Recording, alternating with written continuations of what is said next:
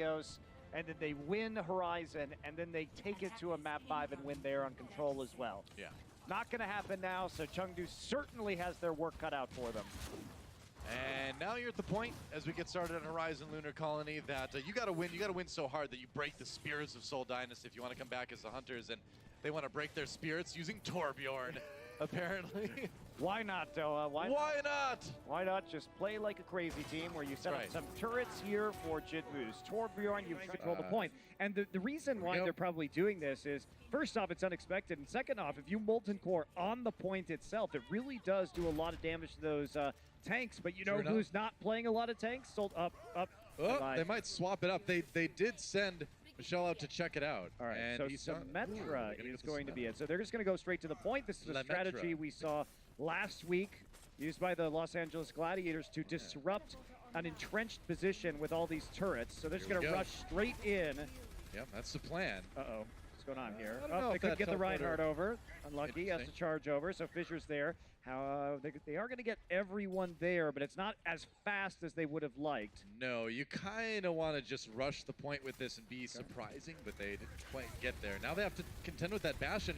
A lot of shields to get through to try to take him out. They teleport up into the high ground. Jinwoo's turret gets taken down, I guess. Seoul Dynasty still standing strong in the turret. Oh, but there goes Fissure. Bacon Jack finally finishes him off, but somebody's got to jump on the point. 2 ticks taken already by Seoul Dynasty. It's just Elsa on his own on the point, and Fleta, that beam is charged up, and he's going to start roasting people. Great shield, but the Reinhardt comes right through it. Remember, Symmetra charges her ammo off that shield, and Torbjorn throwing the ult in there. Maybe that will finally push Seoul back. It's going to be Jinwoo getting a couple kills with the ultimate, the D-Mech on Michelle, and finally the kill on the Munchkin. And it's the Torbjorn at the end of the day that saves the day. Veltal might get the nano boost, but it's Jinwoo who boosted the Hunters to win that time. Yeah, they're still coming in, though. The members of Seoul trickling in to help Fissure here on this point, and he is going to get Kyo. They're so close. Oh, someone's on there! And the Hunters couldn't stop them. Michelle in mini diva form actually took the point. He did. Oh, wow. What a baller. Well, that is interesting, but that's the problem with the Chengdu Hunters composition, is it lacks a lot of mobility. When you're in the turret mode on the Bastion, when you're standing next to your Torbjorn turret, and they're not going to switch off, Doa. I mean, they've got a lot of ults about to come online if you're Chengdu, so we'll see if they make a transition after they use this. Seoul Dynasty, a lot of changes and resetting their own economy. So Chengdu should be feeling pretty confident. They've got a tank mode here. Watch for Bacon Jack's Bastion to turn into that tank and start jumping down and dealing a lot of area of effect damage. I mean, Seoul nearly had about 5 minutes to try to, or 6 minutes rather, to try to take this one, so they're feeling pretty good, even if they have to slow push. And look at this, they're just walking up the stairs behind the Bastion position. They've created a crossfire of turrets. The Bastion is on one side of the point, and the Torbjorn turret is on the other. How do you get into this? Molten Core now going to be used. All right, Jinwoo tossing his ultimate in there. The floor is lava. And Seoul Dynasty needs to back off. I mean, it's literally lava. It is. And their diva, Michelle, is actually stuck, not with the rest of the team at the moment, on the flank. So they continue to rotate around the outside. I love this. And now they're going to try and take the high ground to deal with this Torbjorn turret. You got to deal with that Bastion fast. They're going to throw the Fire Strike too. They displace Bacon Jack. Oh, he dies right as he pops that ultimate. JeHong with the clutch click on Bacon Jack. Now Seoul Dynasty with the sound barrier on the point. Can they finish it right here? They've got 1 tick already, and the Hunters are scrambling. That was a brilliant play, Doa. Michelle was waiting on the flank to throw the self-destruct at the high ground. Yeah, that was perfect, man. Amen coming in, he's got a lot of shields. He popped that E right to the middle of the Seoul Dynasty, gets taken out eventually, and now the Hunters trickling in, trying to buy as much time as they can, but that was the best attack on Horizon Lunar Colony we've seen yet, I think. That was really impressive from Seoul. On-the-fly decision-making against a weird composition. They rotated 5 members to the high ground, threw a self-destruct at the other high ground. Amazing. Dude, IQ 9000 coming back with the next round right after this.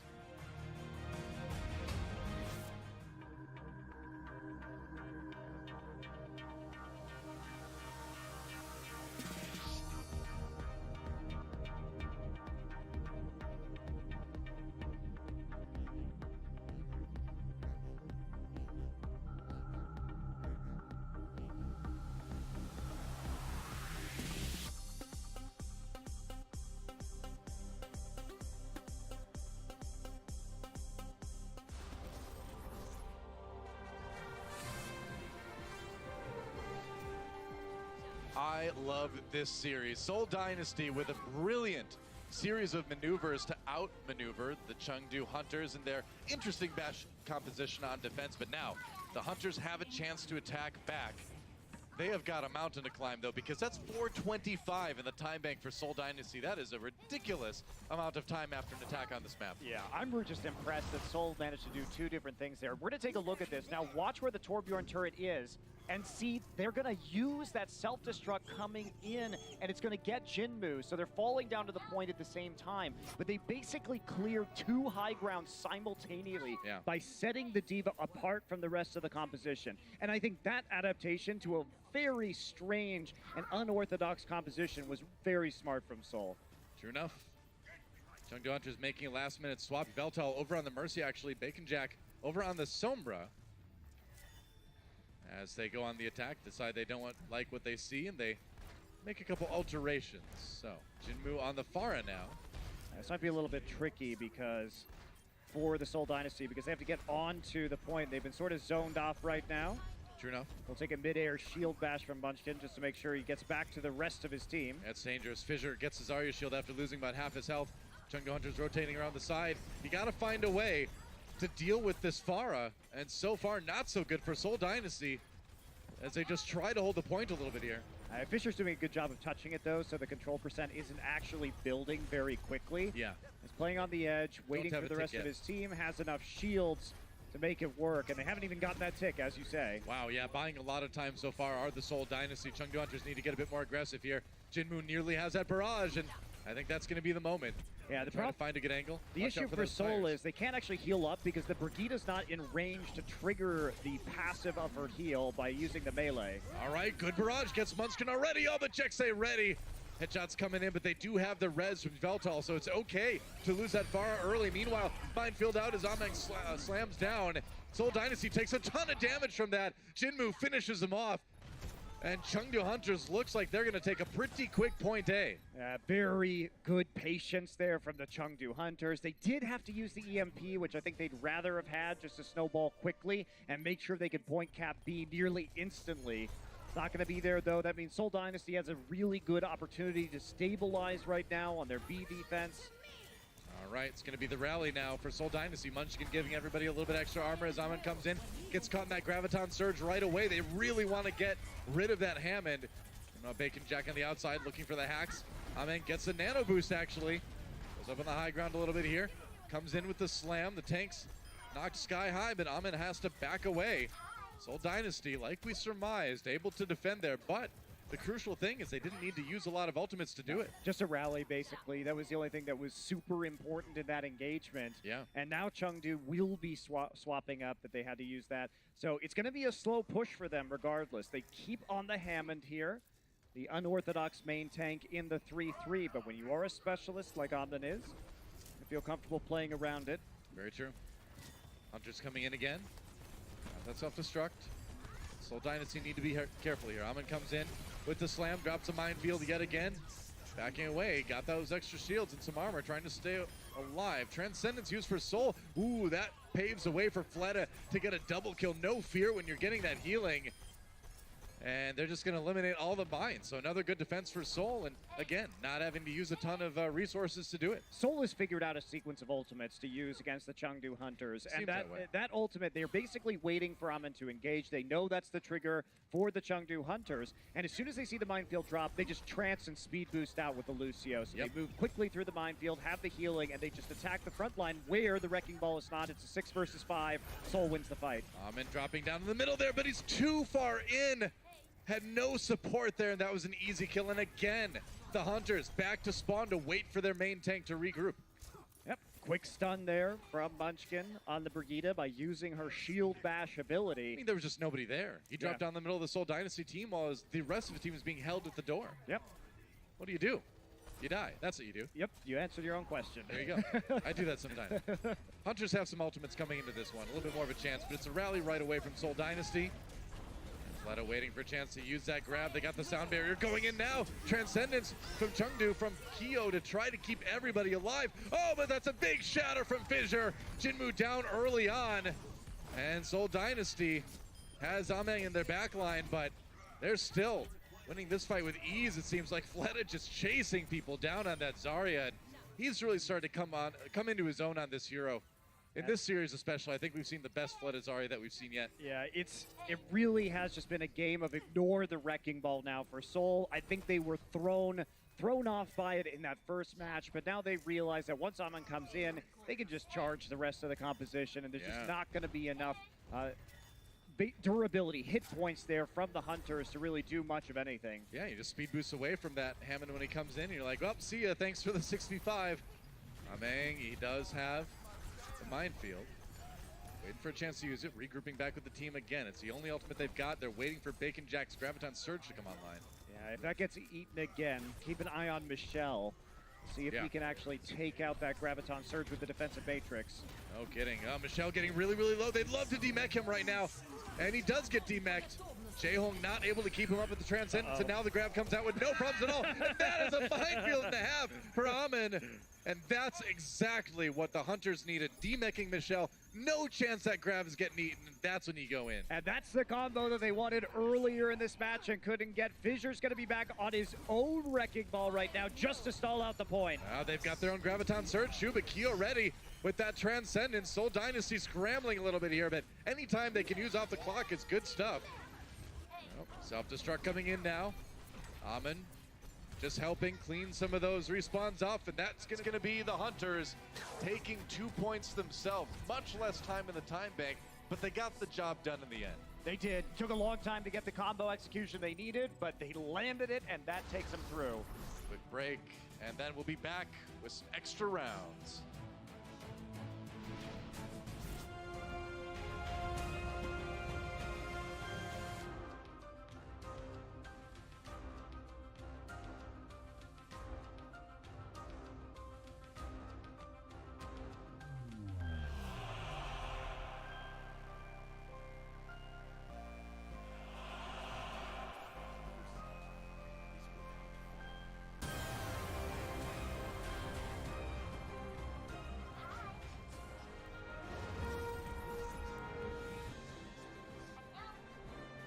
I hope you had a chance to catch your breath because, man, those were two exciting rounds coming out of Seoul Dynasty and the Chengdu Hunters. Both teams taking 2 points in their attack here on Horizon Lunar Colony, but the Seoul Dynasty doing it with a lot more time in the time bank. 4 minutes, 25 seconds. Chengdu Hunters, only 2 minutes and 9 seconds. They will be attacking first because of it. Yeah, it looks like it's going to be a little bit of a tough round here for the Chengdu Hunters, especially considering how long it can take some of their compositions to actually set up and wipe the enemy team. This time, Chengdu going to be playing with a lot of healing. Holy moly, both Ana and Mercy. You rarely see that combination, about the highest healing output you can have in Overwatch. Anything more you could do is throw a Moira in there, I suppose, but Chengdu Hunters wanting to keep everybody alive if they can. Jinmu takes a shot, gets healed back up again. Ooh, Bacon Jack needing to be a little bit careful here, but already Seoul Dynasty having to be on the back foot a bit. It's just about controlling this space right now, making sure these tanks can push people out. So the Wrecking Ball is going to want to push them off the point. They're going to slowly poke their way forward by using the Pharah rockets to chip away at the health bars of the Seoul Dynasty. Worked really well in the first attack, so it's not a big surprise to see them doing something similar. Michelle does take out Veltal with a punch. Uppercut to Mercy. Veltal was very close to the ground there. And yeah, he was. Chengdu Hunter is still trying to put down some damage. They're going to demech and eliminate Michelle, so that's actually a big win for them, considering they have a respawn advantage. They will get to that point faster. Yeah, D.Va can get to points quick, but it's still a longer distance to travel than the attackers have on this map. And now Jinmu gets the nano boost, throws out the barrage, finds nobody with it. Maybe reaching a little bit too far with that one, but his team does pick up a first tick on the point at least. Oh, he gets taken down though. Elsa with a kill onto Fleta though. In response, now Fissure waiting forward. Lots of damage being done there. Amon trying to get in the back. He hasn't found too many kills yet. Still the Hunters in control of this fight for the moment. A hack onto Michelle is going to be a tough time. No more defense matrix coming out. Eat a lot of that. Finally gets over the hack now. Fissure was sleeping too, but they didn't kill him. And Chengdu having to regroup before coming back in again. Now they're on the ball again. Playing the ball, in fact. Jexa has that sound barrier though.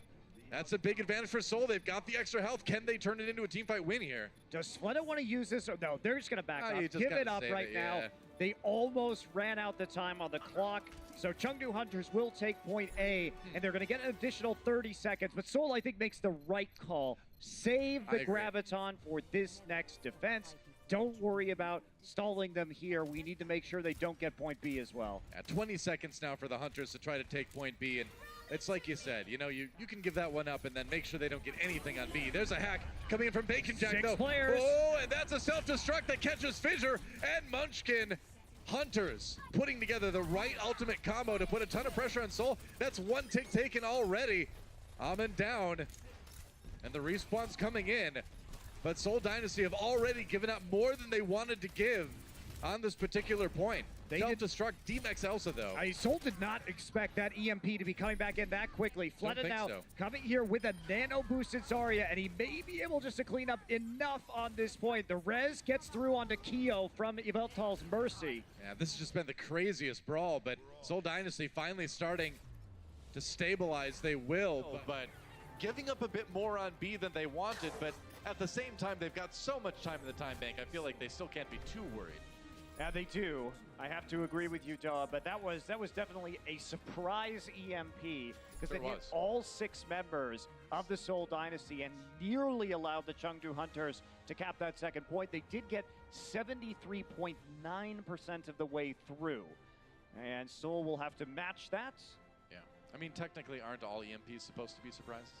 That's true, but oftentimes they're not. You know they're coming. You're spread out. You're hiding around a wall. Yeah. If your ult tracking is accurate, most professional teams are going to know when that's coming through. Tell that to the people in my rank game in Plat, man. Okay, well, they're not professional players, so I don't expect the quality of ult tracking that I expect from a player like Jexay. It's very generous of you.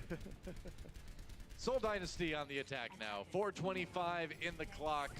To win the game, they need to take about 2/3 of point B.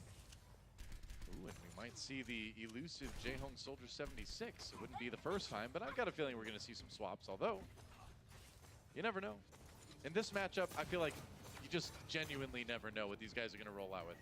Chengdu is moving back towards the Junkrat composition. This time Bacon Jack on the Widowmaker, though, so adding a little bit more mobility with the grappling hook as opposed to the low mobility Bastion, who actually can't move at all when he's in that turret defense. Jex is going to send out Munchkin for the scout on that Sombra, and let's see what they swap to now. Mercy and Fleta's going to be on the Genji, so going back to, well, a Fleta classic here from last season, but a hero we don't see a whole lot in the professional scene at the moment. However, if you're trying to dive the back line and focus down the Junkrats or the Widowmaker, this can work quite well. It's the Genji without the honor for the Nano Boost, so it's a little bit surprising. Oh, Bacon Jack just gets eliminated by Munchkin. They did not see him coming. Oh, Kaio does get Fleta, though. Munchkin with another one in response. Soul Dynasty brawling their way towards the point right now. They've gotten some kills, but they need to finish off the fight. Just a classic dive there, Doa. Munchkin lurking behind invisibly, and the timing perfect. Fleta dashes in. They already have Munchkin there, just one-shotting, exploding Bacon Jack. Super impressive from Soul Dynasty, actually. I don't think anyone expected the Genji to come in, but Fleta, you know, that's one of the heroes he used to be really well known for, so what do you know? It's a great read. Yeah, it's a great swapping read. It up. Yeah, they are swapping it up. They are going to play without the Zarya for the time being, and instead rely on Munchkin's EMP here. Bacon Jack sees all. Well, gets a hack on a Jehong. They're going to protect him with a Winston shield, though, so he'll have to translocate away. And here comes Amen into the middle of the team, as he always does. Just continuing to push Soul back towards their spawn. Well, a hack onto Munchkin here. Fissure does leap onto Jinmu for a kill there. Soul Dynasty getting the 6v5 they were looking for. Now Munchkin throws out the EMP, and Amen not able to do anything, just flying through the air like a useless pinata that Soul are happy to knock down. And they are absolutely crushing the Hunters on this attack right now. So Sound Barrier comes in, and that's going to nearly be it. I swear they've nearly got it. They do.